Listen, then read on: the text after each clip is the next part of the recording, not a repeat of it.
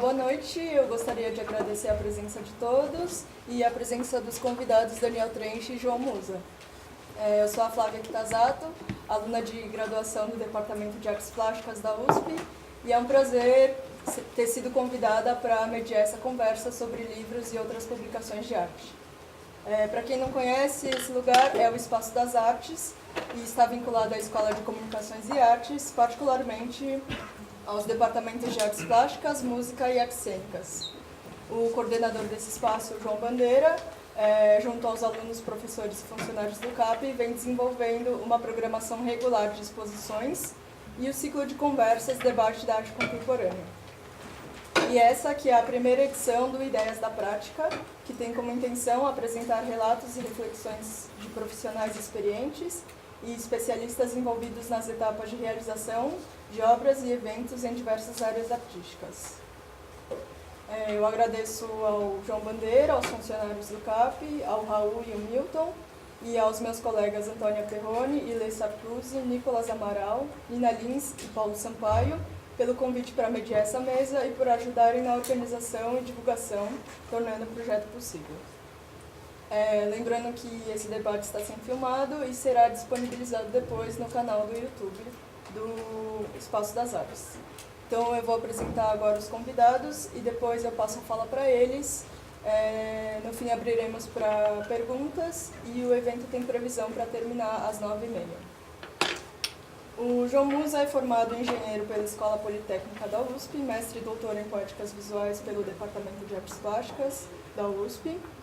Atua como fotógrafo profissional, foi premiado como melhor fotógrafo do ano pela Associação Paulista dos Críticos de Arte, com a exposição Viagens a uma Terra Desconhecida do MASP.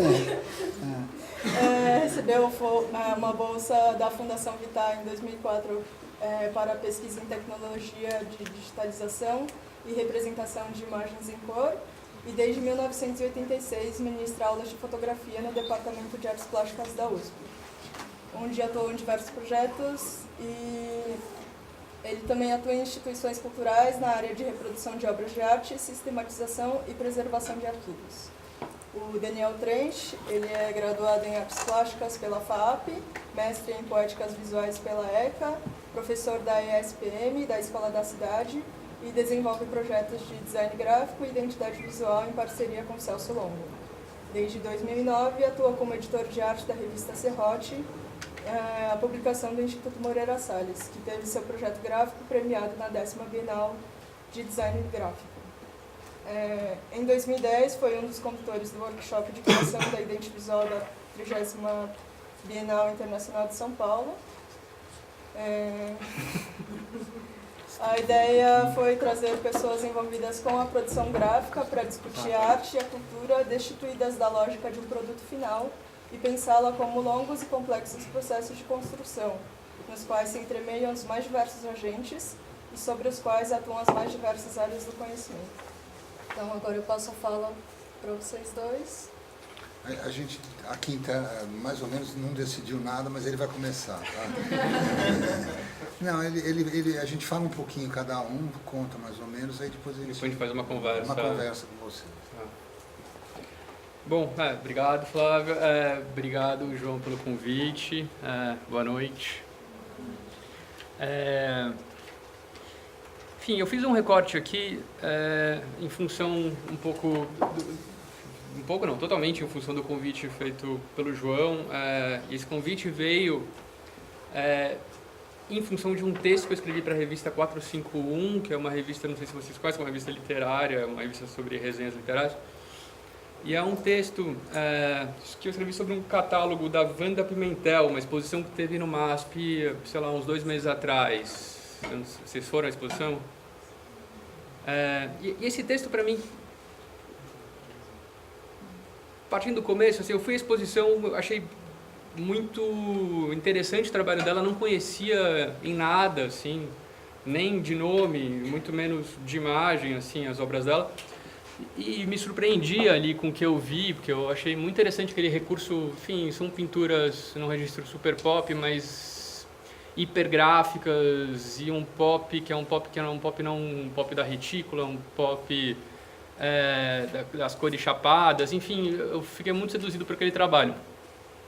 Daí eu cheguei ali para comprar o catálogo, comprei o catálogo, vi o catálogo e achei o catálogo também muito legal, assim, muito bem editado. Me chamou também a atenção o catálogo, assim, e numa coisa muito condizente com a obra dela, assim, e o catálogo muito respeitoso ali com a obra dela e com uma quantidade grande de textos que dissertavam sobre o trabalho dela.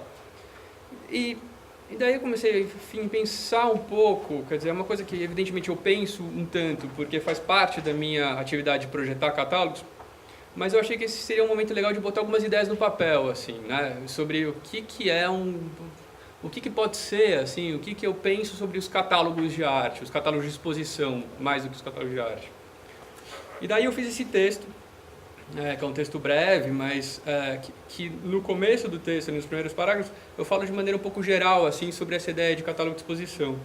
E catálogo de exposição é meio uma encrenca editorial, porque ele é um objeto, é uma publicação que vive meio num espaço entre diversas coisas, né? Porque assim, o catálogo de exposição, acho que ele tem que documentar a exposição, mas não só, né? Eu acho que ele tem que, enfim, levando em consideração que o catálogo de exposição é algo que sobrevive para além de uma mostra, que tem ali uma duração dada, tem ali um tempo em que ela acontece, o catálogo ele tem que ter ele nasce com a vontade de perdurar para além da exposição. E levando isso em consideração, acho que esse catálogo ele tem que, é muito legal quando, na verdade, ele acrescenta conteúdos para além do conteúdo que você está vendo no espaço expositivo, né? E pensar que um catálogo é algo que você pega na mão, você tem uma relação com isso aqui que é muito diferente com a relação que você tem com uma obra no espaço, ou mesmo com um texto no espaço, né? Então, essa é uma outra questão, assim. E no estúdio a gente faz muito projeto de sinalização para exposição, que depois se transforma em catálogo, né? E nada mais penoso do que, enfim, ficar lendo textão na parede, você de pé lendo um texto de 5.000 caracteres, né? Eu acho que isso, enfim, um texto reflexivo cabe no catálogo. Um texto reflexivo condensado, quer dizer, uma coisa mais sintética cabe na exposição. Enfim, então, esse texto levantava um pouco essas ideias, assim, sobre o que é essa publicação catálogo, que tipo de raciocínio a gente tem quando a gente pensa no catálogo. E daí eu resolvi trazer para vocês alguns exemplos assim, de projetos que a gente fez no estúdio, de catálogos de naturezas diversas, assim, que eu acho que exemplificam um pouco quais são os desafios que a gente enfrenta quando a gente tem que projetar um catálogo, né? E o primeiro catálogo que eu trouxe aqui é de uma exposição que aconteceu na Pinacoteca em 2015. 2015. Uma exposição do Zé Rezende, que aconteceu em 2015 na Pinacoteca. E essa era uma exposição de esculturas grandes ali, que ele ocupava de maneira muito massiva o espaço da Pinacoteca. E eram esculturas que travavam uma conversa muito direta e franca com a arquitetura do prédio, né?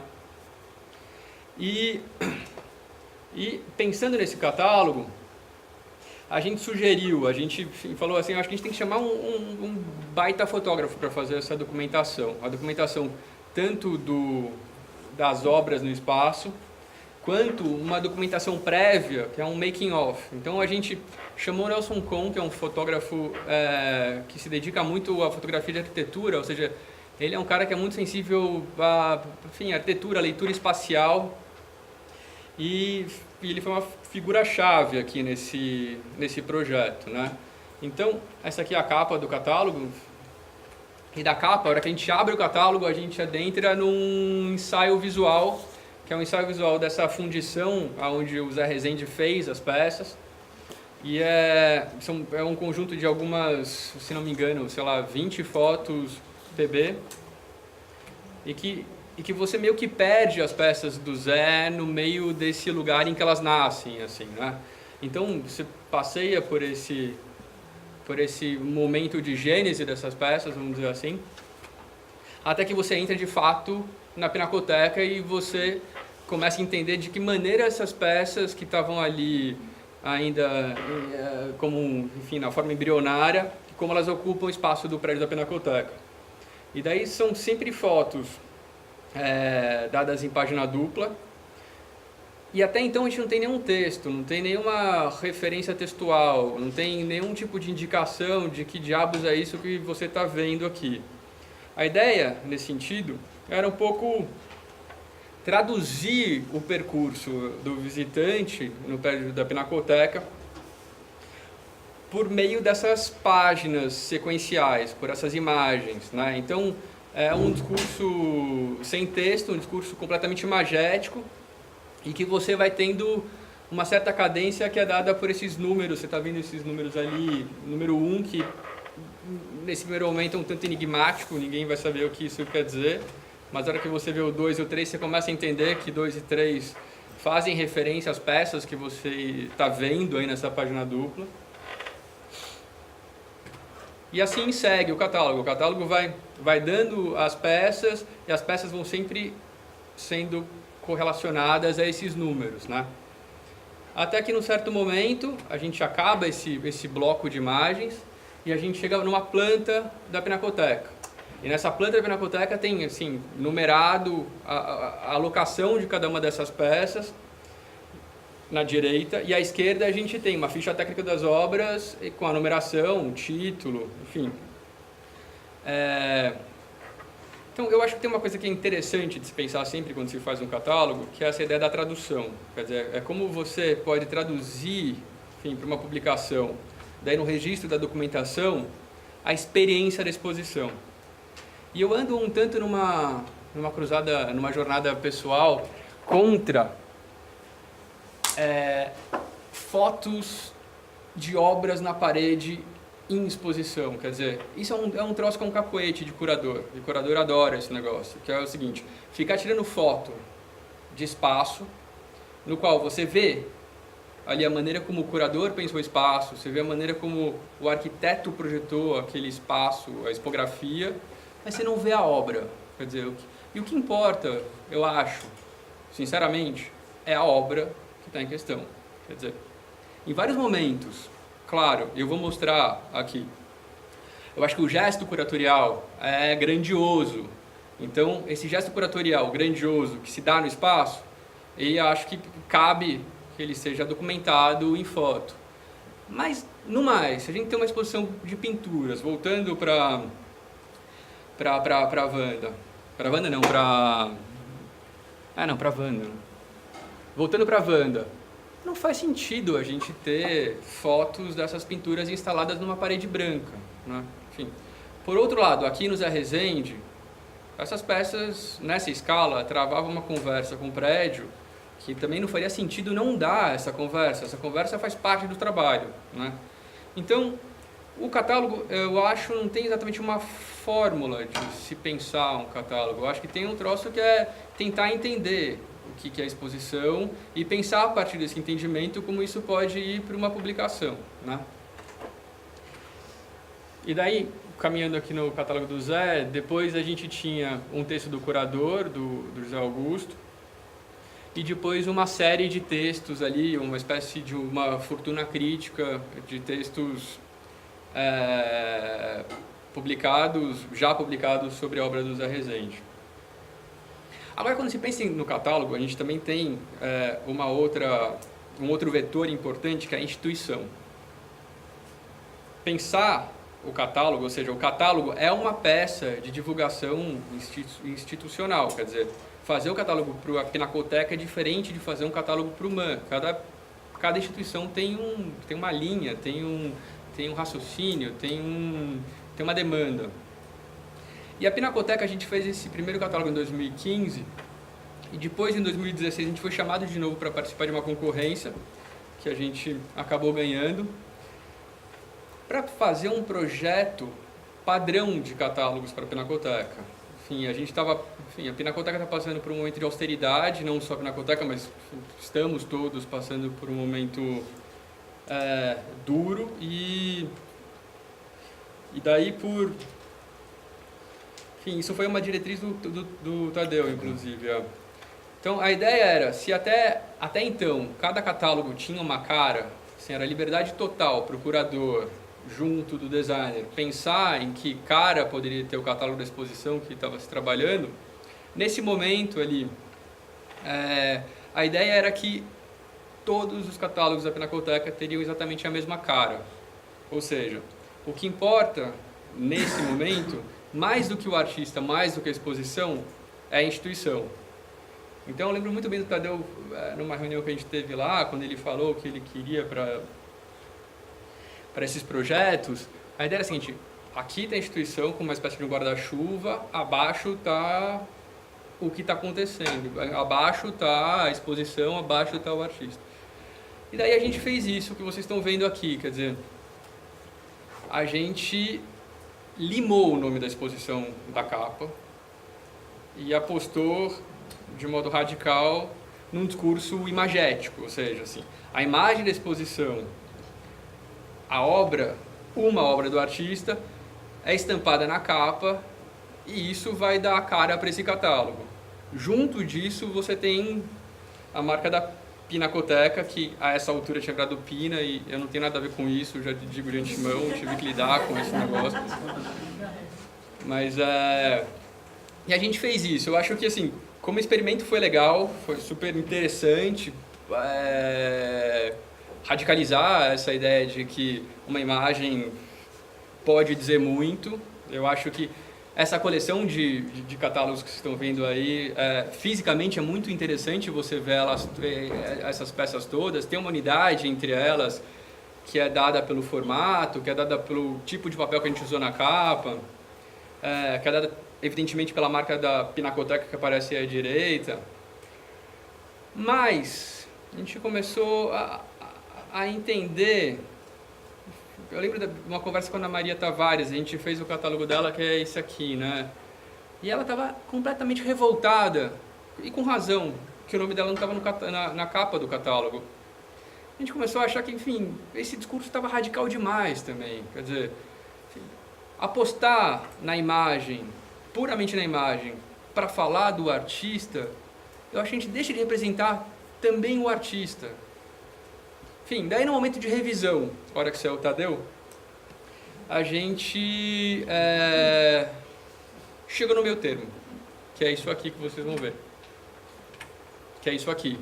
Então, esse aqui é o catálogo da exposição do Recife, que eu trouxe um pouquinho para falar para vocês, porque que eu acho... Enfim, o Mauro esteve aqui, né? Vocês estavam aqui na conversa com o Mauro. Então eu trouxe porque eu acho que vocês já estão meio que ambientados nas discussões do Mauro. E vocês viram a exposição? Viram ou não viram? Mas nem todo mundo. Porque a exposição do Mauro a maneira como as obras são dispostas lá no espaço é um tanto idiosincrático, né? Acho que tem um modo muito afirmativo ali. O jeito que eles dois pensaram que essas obras, primeiro, que as fotografias poderiam conviver com as pinturas do acervo da Pinacoteca e do MASP, e também o modo como elas se organizam na parede, se organizam nesse espaço expositivo, né? Então, essa parede aqui que vocês estão vendo é a parede que é o álbum, que é a parte da exposição que é mais autobiográfica, em que ele fica... ali, e é uma parte da produção dele que era pouco conhecida, né? Quer dizer, ele nunca tinha aberto isso dessa maneira, enfim. Então tem uma coisa aí, tem um gesto que eu acho bonito, assim, o modo como essas imagens se dão no espaço, né? Em que elas são aglutinadas, em que elas criam conjuntos, tem essa cota baixa também, que causa uma estranheza, as imagens não estão exatamente no eixo clássico, aí, no eixo clássico da visão, elas estão numa cota mais baixa. Eu acho que isso tudo tensiona o trabalho do Mauro. E daí, a hora que a gente foi fazer o catálogo, o Mauro e o Rodrigo tinham muito claro o que eles queriam para o catálogo, assim, mas uma clareza que é raro até de se conviver, assim. Acho que em poucos projetos eu de fato lidei com com conteúdo que fosse dado com esse entendimento tão evidente ali das coisas, né? Então, no catálogo, a gente não interviu muito nessa publicação. Por quê? Porque, diante dessa clareza que eles tinham, ou seja, eles sabiam exatamente qual era a ordenação que as imagens deveriam entrar, tinha-se a ideia de não dar de maneira alguma, o que eu falei ainda bem, fotos de obras na parede, ou seja, não há reprodução, não há imagens do espaço, mas há sim uma reconstrução de um percurso, que é o percurso que a gente vê na exposição. E mais, o jeito que eles organizaram a publicação, eu acho que ela ganha uma sobrevida tal que ela se transforma numa espécie de um fotolivro, ou seja, que vai muito para além da exposição. Eu acho que essa publicação ganha uma sobrevida, e nesse sentido ela é exemplar, que em várias outras publicações eu não vejo, porque a publicação fica completamente a reboque da exposição, né? Então, nesse sentido, a gente tem aí a capa com uma imagem única, agora com o nome do artista grafado aí na capa, e nesse novo projeto que a gente fez na Pinacoteca, enfim, a gente está vendo essa capa aqui, mas no projeto, isso aqui tudo pode dançar no espaço da capa. O título não precisa sempre ficar à direita e a imagem está aqui.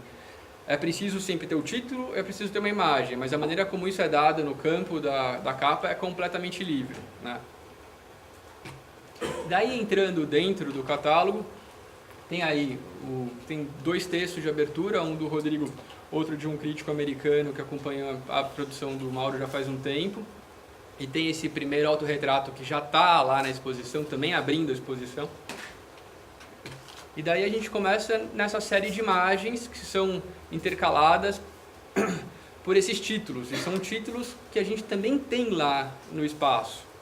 Então, tem aí essa tradução, que é uma tradução evidente, assim, o que lá é sala, quer dizer, é separado por salas, aqui é separado por essas páginas à esquerda, com o título do bloco, e daí a gente tem uma sequência de imagens, até chegar a um outro título, que vem uma sequência de imagens, enfim, isso equivale ao percurso feito pelas salas no espaço positivo, né? E a conversa que a gente tem no espaço positivo, ou seja, entre imagem, ora pintura, ora foto, ou uma sequência de fotos lado a lado, aqui no catálogo elas não são colocadas lado a lado, mas a gente tem o entendimento de que a dupla representa uma unidade e a página sequencial dá a ideia de sequência, né?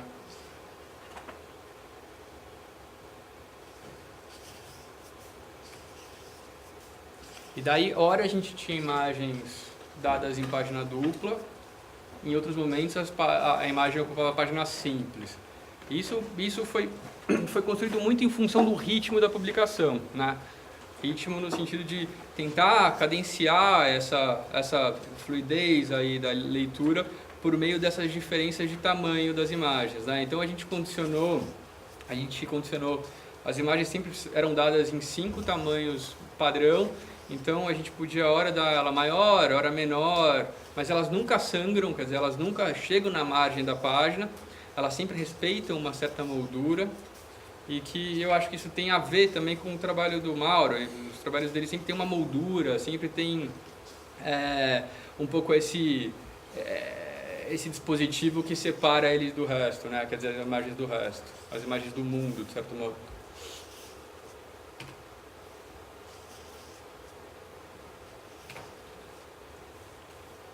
Daí, mudando de chave, um outro projeto que eu pensei em mostrar para vocês é esse do Milor. Essa foi uma exposição que rolou no MS, no Rio de Janeiro. Ela vem para São Paulo, acho que em abril, provavelmente. E para essa exposição, a gente fez esse grande pacote, quer dizer, a identidade visual da exposição, ou seja, essa marca, a sinalização da exposição, algumas peças gráficas e o catálogo, que é esse tijolinho aqui. Depois eu podia passar para... Você leva lá? Quer levar. E a exposição, ela era separada, enfim, cada sala ali do MS do Rio de Janeiro trazia um tema relacionado à obra do Milor. Foi uma curadoria feita pelo Paulo Roberto Pires, pela Júlia Kovensky, pelo Cássio Loredano. Então eles separaram, eles olharam ali esse material, quer dizer, o MS recebeu, se não me engano, quantos, sei lá, era o número abissal de desenhos do Milor, não sei, 80 mil desenhos do Milor. Eles mergulharam nesse universo e fizeram essa seleção. E, se não me engano, também na exposição era uma coisa assim, 800 desenhos originais que eram dados na exposição. Então era uma exposição que tinha a graça da exposição estava em ver essa quantidade gigante de desenhos, evidentemente. Quer dizer, você via ali a fatura do Milor, a maneira como ele colocava as ideias no papel. Enfim, a gente está acostumado a ver o Milor já impresso. Eu nunca tinha visto o original do Milor até então. É muito interessante o modo como ele lidava com os originais. E o Milor, ele falava, inclusive, assim, ele falava, para mim não existe original para mim é impresso. Ele estava pouco se lixando para os originais. Então, vários originais são super rabiscados, são super... ele intervinha, ele, enfim, xerocava o negócio, depois pintava em cima, depois xerocava de novo, depois pintava em cima, de modo que sei lá o que era original aí. Mas para ele falava mesmo isso, assim, que o original é quando está impresso, isso aqui tudo é processo. Então, de certo modo, a gente estava nessa exposição revelando um processo que a gente, de modo geral, não conhece dessa produção do Milor. Então, as salas eram temáticas, enfim, uma que era dedicada ao Brasil, outra dedicada à imagem do Rio de Janeiro, e assim ia. E cada sala tinha um lambi-lambi, que é esse troço aqui que a gente ampliou lá no Rio de Janeiro. Essas imagens foram captadas e depois impressas lá nas máquinas do MS do Rio. Eles têm umas saídas gigantes em fine art, e daí a gente fez isso, um lambi-lambi, e isso pontuava cada uma dessas salas, né? E daí, do ponto de vista expográfico, era uma exposição também muito simples, assim, porque era tudo dado em vitrine, uma vez que eu estava lidando com um papel original. Então tinham vários planos horizontais e planos verticais também. E daí, como isso ia para o catálogo, né? Aqui só uma foto mais próxima, assim, para vocês entenderem o que a gente tinha dentro dessas vitrines. Era isso, sobretudo, papel desenhado, né? Papel desenhado, papel amarelado, e ele não estava nem aí era sobretudo sulfite que ele usava. Então os papéis estão muito judiados, assim, eles estão super marcados pelo tempo. O que também acho que dá um sabor para esse negócio. E daí o catálogo, o que a gente fez foi reunir esse material seguindo um tanto essa ordenação dada pelas salas, dada pela curadoria, mas a gente tomou a liberdade de, por vezes, arrancar fora o papel e fazer aquilo que o Milor fazia quando publicava os desenhos, ou seja, a gente tirou um tanto dessa aura ali, enfim, do original, e trabalhou com uma liberdade imensa nesse material. Então, cada página dupla, que vocês estão vendo aí, ela era desenhada com total liberdade compositiva. A gente, enfim, pegava esses desenhos do Milor e ia criando meio que narrativas, página dupla a página dupla, assim, com total liberdade, né? E o catálogo, enfim, para além das imagens que estavam expostas, trazia mais 100 imagens e outros textos para além daqueles que a gente via na parede, né? Então, acho que ele cumpria essa vocação de uma publicação que tem uma sobrevida para além da exposição. E imprimir isso também foi uma dor de cabeça, porque ele usava muito Ecoline, que Ecoline tem uma cor que é muito hipersaturada, assim, né? E para imprimir isso nas 4 cores em CMYK foi sofrido. A ideia era, sei lá, usar aquele sistema, como chama? Full Color da Hexacolor, mas... Full Color é o que ele faz com as tintas lá. É o Full Color, né? Você usou? Não, porque não tinha orçamento para isso. Tá. O que seria incrível se tivesse usado, mas... Daí, por fim, uma exposição que tem esse catálogo que você passava para eles, por favor. Tem uma exposição que essa é uma exposição que eu acho que tem um catálogo que é mais estranho porque a exposição também era estranha, quer dizer, é uma exposição bem particular, assim. É uma exposição que aconteceu no MAN em 2013, se não me engano, ou 2014, no começo do ano, e o MAN, até pouco tempo atrás, todo começo de ano eles faziam uma exposição de acervo. Eles faziam uma exposição ou convidavam um curador, ou mesmo o próprio curador, chefe do MAN, Felipe Chamovic, fazia essa exposição. Mas é sempre um olhar novo sobre o acervo do MAN, né? E essa exposição chamava O Retorno da Coleção Tamanho. A Coleção Tamanho é a coleção que fundou o MAN. Assim, é a primeira doação que o MAN recebeu, quer dizer, é um conjunto de obras um tanto irregular, tem coisas muito legais, outras nem tanto. Mas, enfim, é a partir dessa coleção inicial aí que o MAN se ergue. E o MAN tem uma história que é toda entrecortada, né? É toda picotada, assim. Eles vão vivendo de crise em crise, em crise, em crise, em crise, em crise. Inclusive, do ponto de vista espacial, o MAN é uma coisa que é muito mal resolvida, né? Enfim, aquela ocupação que eles fazem ali na Marquise é uma ocupação que é temporária, mas é temporária desde sempre, e assim fica, e assim será. Então, essa exposição contava um tanto da história do MAN, então, e juntava obras dessa primeira coleção a obras de artistas contemporâneos. E o Felipe usou um dispositivo expositivo, que na verdade é a obra de um artista, que é isso que vocês estão vendo aqui, que chama Máquina Curatorial. E o artista me deu um branco, agora eu não vou lembrar o nome dele, mas está aí no catálogo, depois vocês veem, por favor. Mas essa máquina curatorial é o seguinte, são esses painéis pivotantes, né? São pivotantes, então qualquer pessoa pode chegar lá e girar esses painéis. Girando esses painéis, você reconfigura o espaço e você reconfigura a conversa que essas obras têm entre elas, né?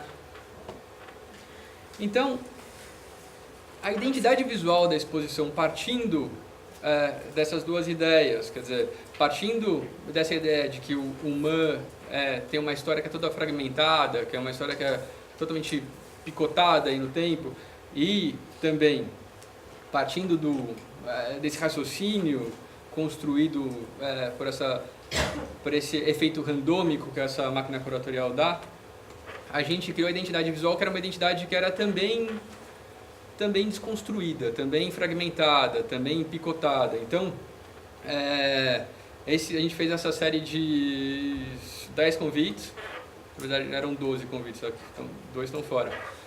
Mas o convite tinha o título da exposição, O Retorno da Coleção Tamanho até as Estrelas por Caminhos Difíceis, e era cortado em 3 esse texto, e a gente ia intercambiando a tipografia entre esses 3 fragmentos, né? Isso também era dado na exposição. A parede de abertura tinha esse texto, era pintado na parede e tinha, enfim, era um título que tinha uma presença grande assim no espaço. E aí vocês estão vendo, na frente é um trabalho do Chopin Ferro e atrás é o título da exposição com um texto curatorial aqui. E o catálogo, eu tenho poucas imagens aqui, mas o catálogo também ele trazia para essa peça gráfica esse mecanismo aí dessa máquina curatorial. Então, no começo, acho que os 3 primeiros cadernos, ou seja, nas 48 primeiras páginas, a gente tinha os documentos desse momento de fundação do MAN, e esses documentos eles tinham uma faca horizontal, de modo que você girava, você ia virando as páginas de um jeito um tanto desconexo. Então, para você conseguir ler o documento de cabo a rabo, você tinha que ter muita força de vontade. E daí, passando isso, tinha um facsímile da primeira exposição do MAN, do catálogo da primeira exposição do MAN, que é exatamente dessa coleção.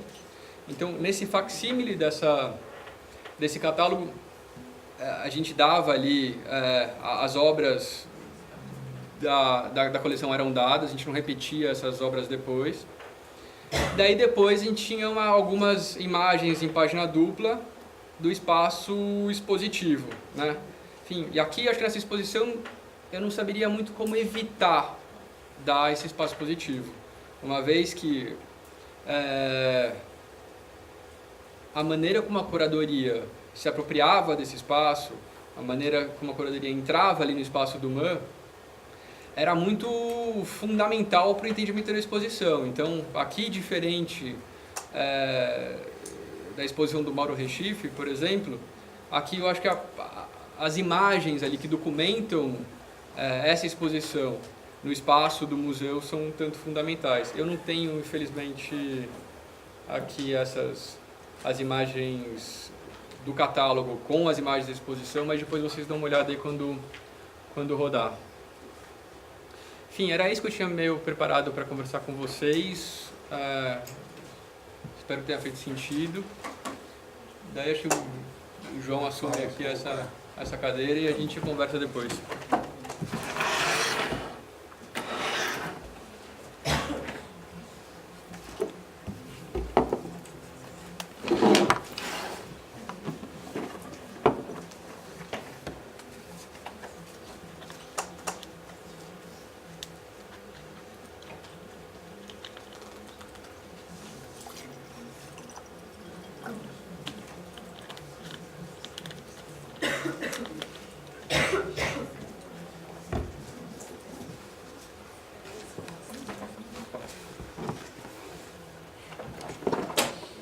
Vou tentar fazer uma coisa meio rápida e meio rápida talvez demais, só para dar uma meia hora e a gente poder conversar. Eu vou parar onde eu achar que passou a meia hora, tá?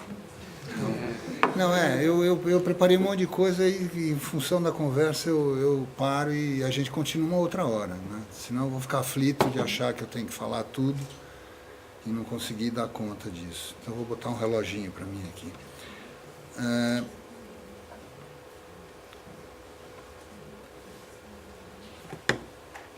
Qual é a ideia? A ideia, na verdade, para quem não conhece, porque tem muita gente de vários anos, aqui tem gente de fora, que núcleo de pesquisa que a gente está acessando e qual, na verdade, os sonhos que eu tive quando eu vim implantar a fotografia dentro do departamento e o que aconteceu com esse ensino.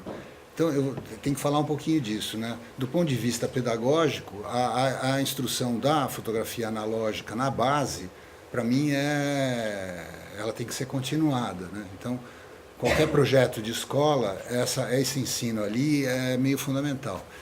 Por que eu falo isso? Porque a relação entre a matriz e a cópia, e o print, ela se estabelece rapidamente direto, isso é muito claro para quem está vendo, né? Você tem um negativo, a contrapartida é uma cópia. Se a cópia não deu, é porque tem algo errado com a matriz, ou com o papel, com o químico, enfim. Essa relação se aprende rapidamente em 2, 3 meses, que esses pares funcionam juntos. E que na história da imagem, esses pares são muito importantes. Então, na hora que ele fala da questão do Milor, de pensar a gráfica, é porque o Milor está pensando a gráfica. Quando eu penso um print em papel gelatina, eu estou pensando em como executar um negativo que se adapta a esse par. Quando eu penso a placa molhada e o albúmen, eu vou olhar e ver que tem ali uma sintaxe que se parecem. Na questão que se colocou, a gente não tinha recurso da cor, então a gente ensinava o PB. O que os meninos voltavam era para fazer o ensaio, depois que eles dominavam essa base, né? E o ensaio era proposto ensaio livre, a partir da construção que a própria imagem pudesse ser construída ali, né? Então era um ensaio em primeira instância em PB. A Mariana foi uma menina que se formou com a gente há muitos anos já, 2005.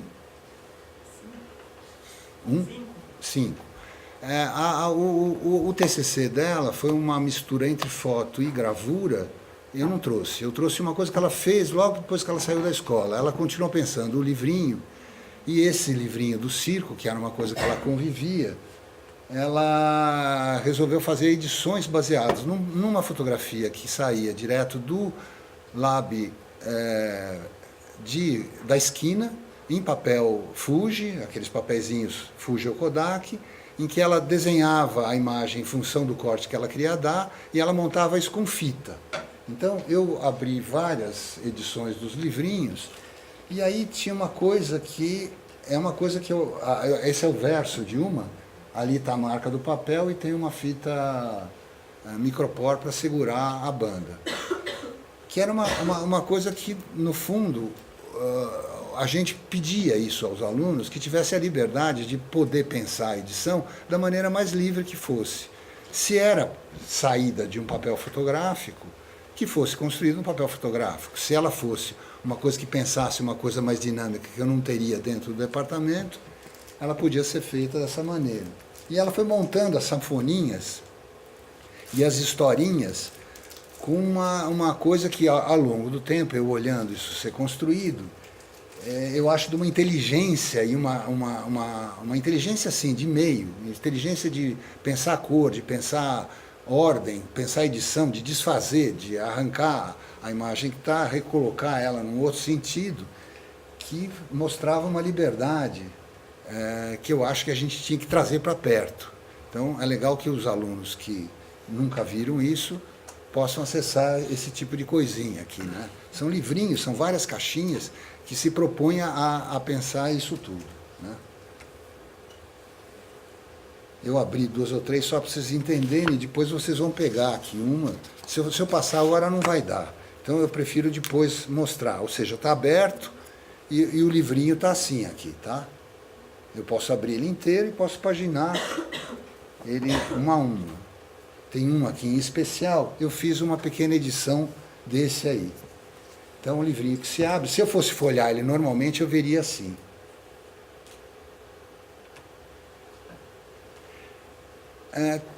Tem um princípio parecido de achar que quem faz o TCC pode se omitir a escrever, né? Porque tem sempre aquela conversa que a gente está numa escola, que é uma universidade, que deveria deixar uma coisa escrita, que tem o jeito de pensar as coisas. E eu acho que com a radicalização que o Evandro fez com a tese de doutorado dele, de assumir que, na verdade, o trabalho dele era com imagem, eu acabei comprando a ideia. Então, eu não tenho medo de alguém que me propõe uma coisa que não vai ter nada escrito. E isso se repetiu dentro do departamento várias vezes. O primeiro mestrado de foto que o Juliano Gouveia defende é um mestrado em que ele vai retirar tudo que era escrito para ter um livro de imagens. Na hora que isso caiu dentro da pós, a gente teve problema, porque as pessoas não sabiam nem catalogar aquilo. Quando era uma pessoa que vinha da escrita, ele vinha da literatura, e o exame de qualificação era soberbo, porque tinha peças escritas que me deu dó de verem, de perceber que elas não estariam ali.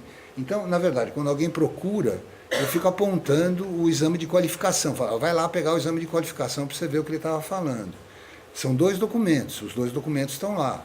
O que ele assumiu radicalmente enquanto imagem e essa coisa do que está escrito.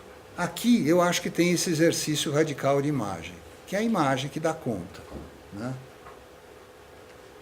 E isso era um pós-TCC rápido, assim. Foi no mesmo ano que ela se formou. Tá? Eu acredito nisso, acredito que a imagem ela possa, como o Daniel falou, ele possa dar conta sozinho, né? Helena Kuller.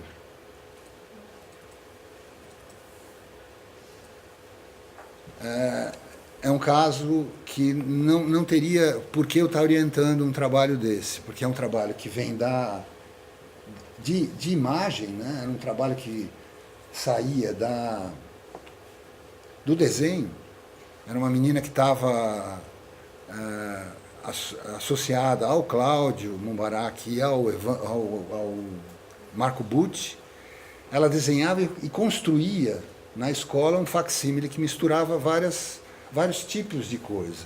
Colagens,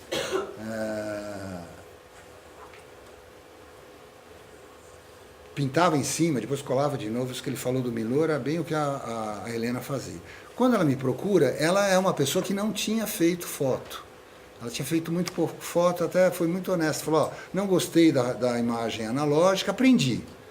Não gostei do ensaio, não me dei bem, mas eu queria que você me orientasse para fazer o facsímile. Eu falei, mas em 4 meses, uma pessoa tentar colocar a questão da reprodução em ordem, fazer acerto de cor, você não entende nem de fotografia direito, Photoshop, como é que você vai fazer isso? Ele falou, não, se você me ensina, eu faço. Eu duvidei um pouco que fosse possível, mas 1 mês e meio depois de agosto, porque a gente só tinha 6 meses o TCC, na hora que chegou metade de setembro, eu falei, ela vai fazer. Porque a Helena se colocou, ela não está aí, né? Ela se colocou em cima da mesa de reprodução, fez tudo que era, aprendeu a iluminar, aprendeu a fotografar digitalmente, aprendeu a tratar a cor e aprendeu a tirar a prova. Em primeira instância, a prova ruim. Em segunda, aprendeu a imprimir com jarro de tinta e fazer prova com o perfil do papel. E foi fazendo isso, e isso é TCC, né? As imagens ali estão melhores que aqui. Ela pegou, fez uma edição, fez uma escolha do caderno imenso que ela tinha. A exposição era bárbara, porque ela pegou alguns originais e estampou na parede. Numa outra hora, a exposição era muito bem pensada, porque a gente podia acessar o livro original, o facsímile e algumas imagens da série na parede. Né? E isso é TCC. Né? Acho incrível isso. Isso é pintura em cima de papel, enfim. O que estava escrito era belo, porque acompanhando o livro, que o livro está com uma capa num papel reggae aqui, que ela imprimiu, duro, e ela vai até o fim com o projeto, ela faz um papel em pano, né? Ela aprendeu a encadernar. De início, ela foi naquela oficina de papel que fica ali na Natingui, que é um cara especialista, um cara até caro, que até fez umas burradas, mas depois corrigiu, e o projetinho gráfico dela, como o da Mariana, eram da aluna. Né? Então aqui nasceu uma ideia de que era possível alguém que faz a escola cuidar até o fim do procedimento inteiro, né? De edição. Ela é uma ilustradora que agora está fazendo livrinhos de criança, ajudando algumas teses de aluno, está fazendo um mestrado com o Cláudio e pertence ao grupinho de pesquisa que a gente tem lá no departamento, então ela domina isso aqui agora. E assim, isso é muito recente, ó. Isso é muito bonito.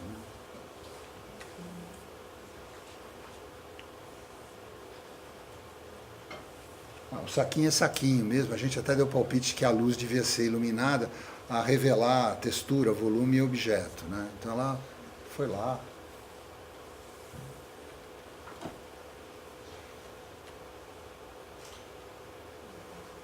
Eu dei uns saltos aí, fiz uma edição do livrinho. Depois vocês pegam o livrinho na mão. Terceiro casinho.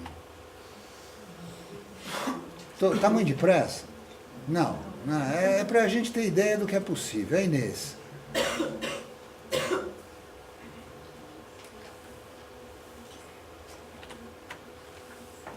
A Inês Bonduque fez mestrado, fez FAO, procurou a gente por causa de uma deficiência que a FAO tinha lá de tratamento de imagem, fez um TCC ligado à imagem fotográfica. Ela fazia percursos pela periferia, ela foi morar na periferia alguns dias para documentar a periferia. Era um livrinho que ela ficou muito insatisfeita com a qualidade da imagem impressa. Ela procurou a gente e durante a graduação ela ficou querendo aprender como é que punha a imagem no lugar, uma cor, enfim, aprender a fazer isso. Isso nasce como projeto tardio, porque a qualificação dela, ela defendeu uma coisa que era sobre esse andar, o flaner, na cidade de São Paulo, que na verdade saía da própria ideia do TCC da FAO. Na hora que ela começa a fazer, ela acha que ela tem que estudar edição. Então ela consegue, via o Millar, Schiller, uma ponte, ela tinha bolsa, ela escreve direito, ela conseguiu uma ponte e foi para o After Image, lá o Nathan Lyons, a escola, que é o fundador de Rochester, que é uma escola surpreendente, com a quantidade de livros e edições que eles tratam.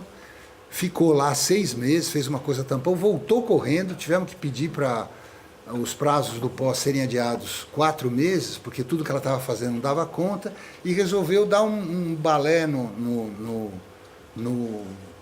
mestrado e fazer a linha vermelha. Eu vou meio revelar o que é, mas depois alguém vai olhar com calma. É a mesma sanfona que a gente estava se referindo, tá? E aí tem uma coisa difícil, porque isso daqui só se realizou porque ela ganhou o prêmio da própria Ipsis. A Ipsis, num encontro em Tiradentes, dá o prêmio a ela. E aí eles têm a obrigação de fazer a sanfona. Eles hoje em dia, não, se chegar lá orçando a sanfona, eles dizem que eles não fazem. Isso daqui é muito complicado. Mas na hora, até argumentando com o Fernando, falei, você deu o prêmio, agora você tem que ir até o fim. Não adianta passar isso daqui para a página, porque ela não queria abrir mão, ela tinha razão. Então, é uma edição de fotos de celular no metrô, com uma dança de contato em que ela fotografa uma coisa que não é o metrô, é a dança de contato. E ela vai misturar isso, e esse livrinho, ele sofre assim 6, 7 edições. Essa questão do ritmo que está nesse livro final, que vocês vão pegar, que é o livro editado pelo prêmio, ele só saiu depois da 5ª e 6ª edição. Eu vi a insatisfação dela de achar os ritmos, tá vendo? Isso é uma páginazinha dupla, de compor isso. E eu acho que tem uma coisa aqui de cor estranha, que ela levou até o fim, e uma coisa de procedimento de desenhar o livro, né?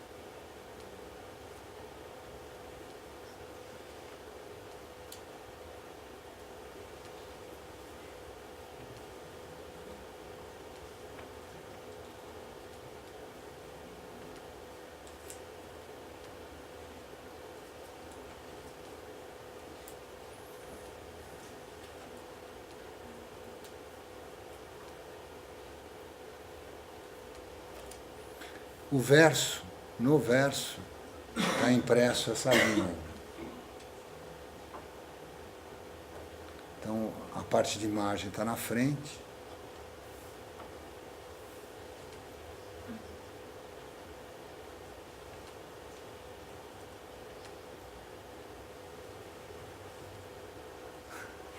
Muito rápido?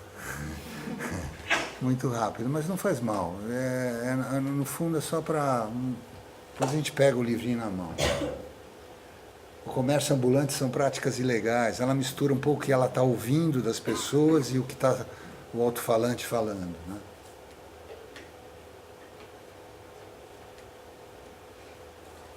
Cuidado com o vão entre os trens, enfim, deu para sacar, né?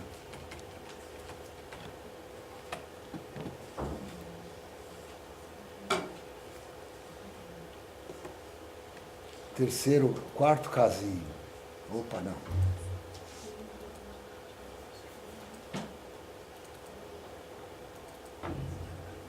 Um romance. Uma história que é assim, uma pessoa, Marcelo Cheilini é um aluno formado pelo Senac, fez mestrado na Itália,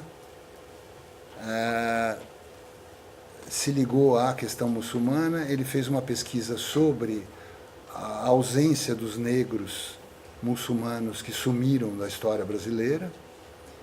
Ele começa a pesquisa do ponto de vista quase de um pesquisador ligado às humanas, ele vai se colocar ali na filosofia com a Silvia Novaes Caiubi para entender que tipo de informação se tinha sobre esses negros, se apaixona, já era uma paixão antiga, pela religião muçulmana. A pesquisa toda está em cima casa com uma africana muçulmana, adere à religião e passa a viver entre a África e aqui o tempo inteiro, entre o Egito. A gente conseguiu uma bolsa tampão pelo CNPq, ele ficou 1 ano no Egito estudando. E a sugestão que eu acabei dando, a ajuda que eu dei, é que ele tinha um bom texto. E eu achava que o texto podia... Porque eu comecei a ver como ele contava a história e falei, por que você não incorpora o relato de viagem, a sua experiência de estar fazendo tudo isso, só que em vez de fazer do ponto de vista acadêmico, faça um livro autônomo, né? Faça o texto ter também um peso. O que acabou sendo, porque além da questão visual que vocês vão ver, né, ele começa a usar essas coisas que foram as coisas de viagem, dos mapas que ele estudou para onde ele queria ir, ele acaba incorporando, e o texto é bonito. O texto tem uma qualidade bem gostosa de ler. Assim, quem pega o texto vai num instante lendo e... Aí ele vai fazer pequenas séries de imagem, na verdade são 7 conjuntos, 7 ensaios, que estão dentro do livro, né? Então o livro tem esse volumão, ele fez isso aqui a partir de coisas que ele viu, né? O desenho gráfico é dele, ele pediu ajuda depois para algumas pessoas para composição, lettering, que ele não sabia, algumas coisas como os apêndices, ele fez um apêndice bem bonito num outro papel, que meio levanta alguns nomes que se cruzaram no caminho dele. Então ele vai falar, bom, por que é importante a figura do Maomé? Então ele vai tentar falar do Maomé. Por que é importante o Joaquim Skildensen, que é um fotógrafo que ele viu o livro, viu aquela Roma Journey, que ele faz os ciganos, editado pela Steyr, e se apaixonou, e na verdade tem muito a ver o que ele fez baseado na obra do Joaquim Skildensen. Aí ele vai fazer os pequenos ensaios e vai intercalar com os textos da experiência de viagem. É bem clássico, de um certo ponto de vista, só que tem uma inteligência de imagem que eu também admiro, por isso que eu estou mostrando para vocês, porque eu acho que vocês têm que ir lá focinhar isso lá no pós. Esse livro está lá.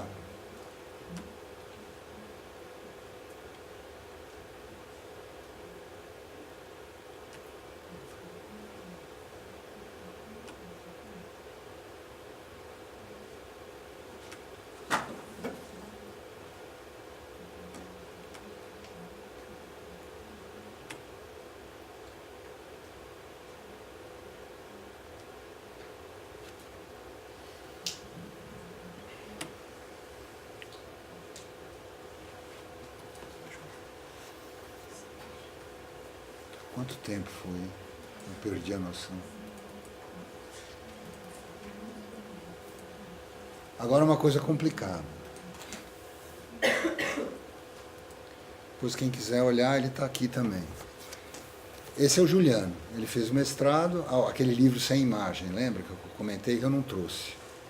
Eu devia ter trazido para vocês olharem o que era. Esse aqui era a ideia de fazer uma escrita. Então, eu não poderia ser orientador, ele teve um co-orientador da Letras. Então, a gente começou assim uma parceria. Ele queria, dentro da escrita, ter a imagem. Esse é bem amigo, assim, é uma pessoa muito próxima de mim. Gosta muitas coisas que eu li, ele leu, e coisas que ele me deu para ler, foi em nome do projeto. Ele fez na Letras muita coisa ligada aos ensaístas franceses. Tal. É uma obra de literatura, que no meio da orientação, o orientador da parte de escrita ficou com medo, porque isso daqui era tão fora do esquema lá das letras, o cara achou que ia dar no lugar errado, e o cara começou a espanar. E a gente pegou e falou, bom, cancela o cara, eu sou o seu orientador maior, então eu tenho esse poder de tirar o suborientador lá. Não, o vice. E aí a gente fez isso. Tirou porque estava, de fato, entrando numa coisa que ia ser a contradição. O livro é muito difícil de ler. Eu me lembro da banca, né? Eu mesmo li isso daqui 5, 6 vezes. E aí tem coisas que são difíceis de estarem resolvidas. O livro tem 2 leituras. Uma pela frente, né? Então ele começa de um jeito e aqui tem uma narração que é quase autobiográfica, mas não é, enfim, está falando da experiência dele com a Ana, que a Ana estava fazendo uma pesquisa sobre questões sensíveis, uma questão de sensibilidade, era uma pesquisadora e tal, e ele entra numa narração de uma história que vai dar num lugar muito estranho. Na hora que você vira o livro ao contrário, ou se você tentar ler ao fim da história, ele vai acabar num lugar estranho. Tem um corte aqui que mostra a você que interrompeu, que essa história acabou. E que vem uma coisa escrito trevo aqui, que você começa a ler, parece que está dizendo da construção do que você acabou de ler, mas você não entende isso direito.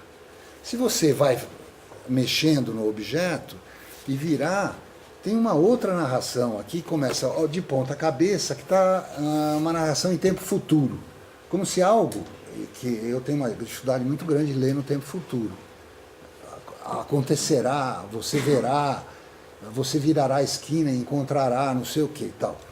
E ele levou isso até o fim. E o livro é repleto de imagens. Quem ajuda a construir a narração são as imagens. Então, estou na primeira parte do texto. Tá? E é radical. Ele fotografa, ele processa, ele escaneia, ele tem um scanner próprio, ele faz prova. E o Juliano levou o projeto individualmente até o fim. Até esses espaços, esses buracos, tem a ver com a construção narrativa. Ao fato da foto não sangrar, ou sangrar só 3 pedaços. Agora, de repente, sangra embaixo, não sangra em cima. Aí aparece um desenho que é referência, porque tem a ver com o texto. E aparece uma imagem que é uma foto que parece que não chegou até o fim, porque era um borrão. Enfim, as imagens vêm de todos os lugares. Agora tem um intervalo aqui. E o meio do livro tenta ser uma reflexão sobre o fazer dos outros 2. Então, na verdade, são 4 livros dentro de um. Na primeira parte da narração vai ter uma discussão aqui. Na primeira parte, na hora que você virar ao contrário, vai ter a narração na segunda parte lá. E aí a leitura se coloca nesse sentido. A ideia era fazer uma coisa que fosse num papel de pedra. Ele me trouxe um livro que ele conseguiu na Bélgica, que ele ficou 1 ano na Bélgica também. E ele me trouxe uma coisa que era papel feito pó de pedra, branco. Só que o pó de pedra você desenha, na hora de apagar ele não apaga, porque ele entra dentro. O pó de pedra faz uma coisa... E a gente tentou achar uma solução para resolver isso graficamente. Eu me lembro assim que... Diante do projeto quase realizado, quase pronto para impressão, o galho nosso era descobrir papel. Aqui tem 3 papéis. Tá? Ele acabou usando pólen no meio, acabou usando um Munken acetinado, que é meio amarelinho, do outro. O cara levou até o fim a coisa dele e foi incrível, assim, se olhar a autonomia que o Juliano teve para construir o objeto. Ele estava lá na Pina, naquela exposição de fotografia, em cima da mesa. Tá? Eu acho que é outro exemplo de coragem, de você tocar um projeto que parece que não tem nem pé nem cabeça. Né? A gente não pode ter medo aqui dentro de proposta maluca de quem for que chegue, entendeu? Foda-se onde vai dar. A gente não pode pensar nisso. Mesmo que você ache que não é muito factível, você tem que apoiar quem está trazendo. Claro, tem uma coisa, às vezes, dos prazos, você tem que olhar para a coisa não dar errado, mas tem que fazer isso com certa coragem. É isso que, na verdade, a fala principal minha aqui, é esse risco que se corre para não se confundir a universidade com alguma coisa como se a gente tivesse que dar alguma coisa a ela que já está pré-concebido. Eu acho que um departamento que pesquisa arte, faz esse tipo de coisa, ele tem que arriscar todas, ele tem que dar errado também, porque se não der errado, a gente não faz a coisa que tem que fazer. O Jardim dizia, isso é o miolo que discute, tem a ver com a morte do pai. Eu estou meio passando por cima, correndo. Aqui tem a ver com as ideias dele de...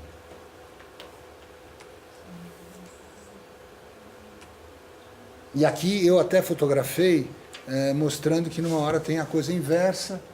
Aí eu desinverti aqui para vocês poderem entender. O fim dele tem o outro lado do futuro que está aqui.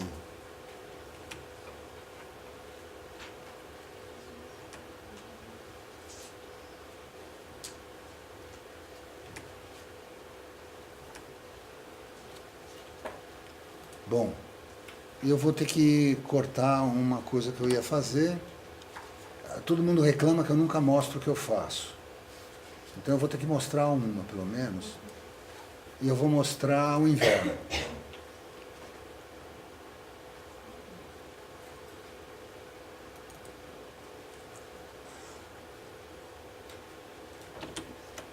O inverno é um projeto de 1973.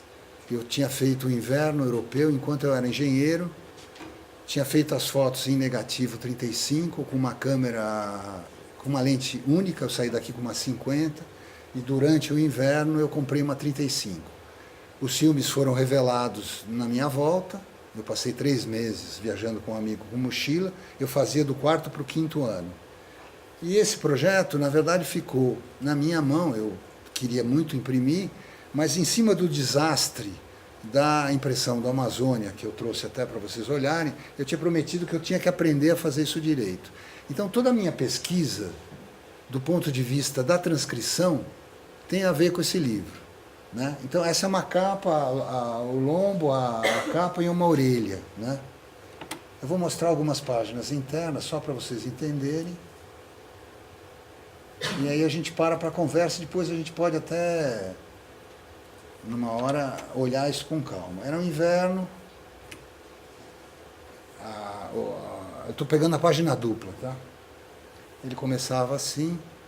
Então eram cópias analógicas que foram escaneadas a partir do negativo, foram contrapostas o escaneamento à imagem do papel.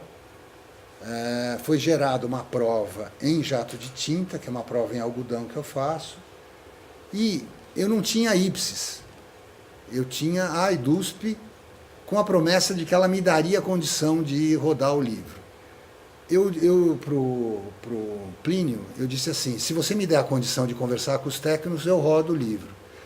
Isso demorou 7 anos, porque a relação que a IDUSP tinha não permitia que a gente acompanhasse trabalho em loco. Aí aconteceu uma inversão. A imprensa oficial me procurou para ajudar num facsímile do livro de horas da Biblioteca Nacional. E o Hubert, naquele tempo, há 8 anos atrás, queria colocar o ISO dentro da gráfica. Então ele falou, olha, eu queria que você desse uma olhada nos arquivos do facsímile, que estava em pergaminho, porque o livro de horas era em pergaminho, e a gente olhou uma reprodução feita com Hassel, com uma puta equipamento sofisticado, mas completamente fora do lugar, em cor e tudo. E aí eu propus refotografar o arquivo, mas que dessem a gente 1 ano, porque a imprensa oficial tinha problemas de porcentagem de ponto, não batia a prova com a saída da chapa, e tinham técnicos concursados que sabiam muito. Então, eu falava assim, ó, como acadêmico, eu me proponho a estudar e ficar junto das pessoas para poder ter a experiência gráfica até o fim. Se vocês me dão a condição de rodar o livro de horas, ao final, a gente roda aquele meu livro e eu desenho as curvas junto com o técnico da impressão em duotone ou tritone. E foi o que aconteceu. Foi exitosa a experiência, o livro saiu incrível, infelizmente ele tem só 200 exemplares rodados, porque a imprensa não conseguiu comprar o papel para fazer isso, e isso é uma outra coisa que um dia a gente pode sentar para olhar. Eu fiz prova, fui lá, aferi, medi cor no original, medi cor das cores, o Jardim sentou, ele era o consultor de cor, Ele virava e falava, o verde está faltando, não sei o quê. Voltava para o Rio com a prova, punha debaixo da mesma luz, media de novo, trazia de volta. Tudo isso com 6 técnicos da imprensa oficial. Foi uma coisa do caralho de fazer. Ao final, a gente se abraçava na hora que o livro rodou, porque o livro era incrível. Quando chegou lá na biblioteca, os caras abrindo lá do pergaminho e falaram, incrível. Claro, é uma tradução, não era igual, mas era uma coisa que deixou todo mundo feliz. Aí o menino, a gente tinha a possibilidade de pedir ao Monese, que seria uma coisa eticamente ruim, as curvas de transcrição para fazer um PB em 3 tons, que isso é uma coisa que pouca gente faz. Né? A Ipsis tem essa tecnologia, na hora que você entra numa gráfica estranha, você não tem com quem conversar. E o menino virou e falou, João, do mesmo jeito que a gente teve paciência de colocar a cor no lugar, eu topo fazer isso com o seu. E aí eu trouxe até as provas, a gente pode abrir as folhas depois, se vocês quiserem ver, do que a gente fez durante semanas com os PBs para conseguir que a prova batesse com a cópia. E aí a gente rodou isso em 3 cinzas. Né? E eu gosto muito do livro. Só que o livro tem um desenho meio catálogo, não é o meu livro sonhado. Eu refaria o livro hoje, porque eu acho que ele perdeu a essência que... Ele ficou grande demais, o bagulhinho ajudou a editar, eu não sei, ele fugiu da minha mão. Ele é bem impresso, mas a ordem das imagens, os pares, as duplas, eu às vezes fico olhando. Do ponto de vista gráfico, não deixei pôr verniz, ficou com a tinta em cima do papel, enfim, só tinha couchê. Não gosto de couchê, mas era o couchê que a imprensa deu para a gente rodar o livro. Então, fui no couchê. Tá? E a experiência de um menino, 24 anos, fazendo o inverno de um lugar que eu nunca tinha ido, enfim.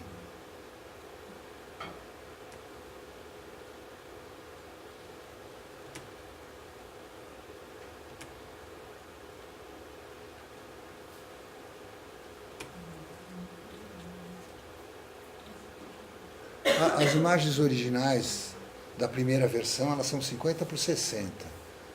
Porque eu fui fazendo cópia pequenininha, depois eu fiz uma maior, depois as finais eram 50 por 60. O MASP pegou 11 dessas imagens e expôs quando eu deixei um portfólio na porta do museu, que eu não conhecia ninguém. A Cláudia Andujar, mais o Bard pegaram as imagens e colocaram numa exposição. Foi a minha primeira coisa assim importante, foram 11 imagens desse trabalho.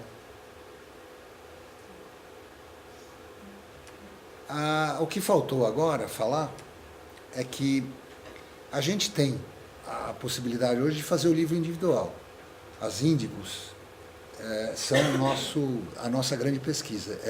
Preparar material, fechar PDF e pensar nessas interpretações usando o papel que quiser, porque a gente pode ter primer em cima de papel. Então a Ipsis tem essa parceria com a gente gente chega lá com um papel estranho, ele põe um primer, faz a bateria de testes para pôr o papel no padrão, e a gente tem um custo mínimo de R$300 por entrada por papel. Então o grupo de pesquisa está muito centrado nessa experiência aqui, de construir esses livrinhos individuais ou com 2. Então, o Amazônia meu, que era o desastre, já está na 6ª, 7ª versão de edição, mas que agora você pega, parece um livro que está impresso em offset. Né? Então, isso ficou acessível. O Monese desenvolveu um duotone, agora está desenvolvendo um tritone, ele passa o perfil, a gente converte os arquivos, vai lá com uma prova e imprime. Né? Tá aí. Ponto. Vamos abrir a conversa. Se alguém tiver alguma pergunta... posso fazer uma, então. Vocês dois trabalharam com muitas instituições culturais e eu queria saber como é que é desenvolver o projeto gráfico para a exposição, ou como que é essa conversa entre os editores do catálogo, o designer e o fotógrafo.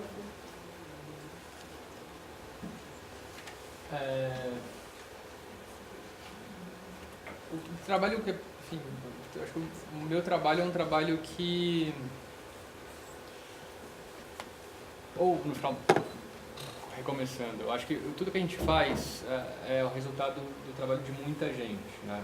Quer dizer, é o que você falou, se a gente está pensando num catálogo, a gente tem figuras-chave, para além do designer. Tem o editor, que é o cara que vai pensar o catálogo de uma forma mais macro e vai cuidar dos textos também, né? Daí tem o sujeito que vai fotografar, no caso de um catálogo, fotografar as obras, que é uma figura importantíssima. Daí tem, para além de todo o processo de pré-impressão, impressão, enfim, na exposição. A gente tem o curador, tem o montador, tem o sujeito que vai cuidar da luz, tem o arquiteto que vai cuidar da tipografia. Enfim, eu acho que, para mim, muito da graça de trabalhar nisso está exatamente no fato de trabalhar diante desse coletivo. E daí entender que, enfim, o que eu faço, em muitos momentos, não se delimita exatamente ao entendimento daquilo que a gente, enfim, compreende como design estrito sensu. Eu quero dizer o seguinte, muitas vezes eu pitaco e contamino o trabalho do arquiteto, assim como o arquiteto contamina e mexe naquilo que eu pensei inicialmente como a identidade visual da exposição. Então, eu tendo a achar sempre que se você entra numa exposição e você identifica, isso aqui é do designer, isso aqui é do arquiteto, isso aqui é do cara da luz, isso aqui, alguma coisa está errada. Eu acho legal quando você não consegue muito entender quais são as fronteiras que estão aí separando a atividade de cada um, sabe? Porque, enfim, eu acho que está todo mundo trabalhando, ou todo mundo deveria estar trabalhando coordenadamente por um fim único, que é a exposição, né? E eu acho que o designer tem muito essa função também de ficar meio ligando, fazendo pontes entre diversas partes que se envolvem na produção de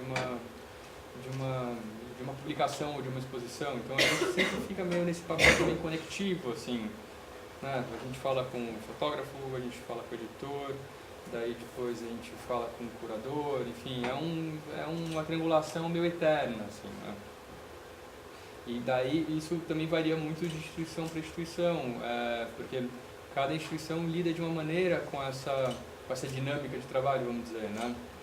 E tem instituições que são que fazem isso de uma maneira mais que tem uma presença mais ostensiva nesse processo, tem instituições que deixam o barco correr mais solto. Isso acho que varia muito de instituição para instituição, né?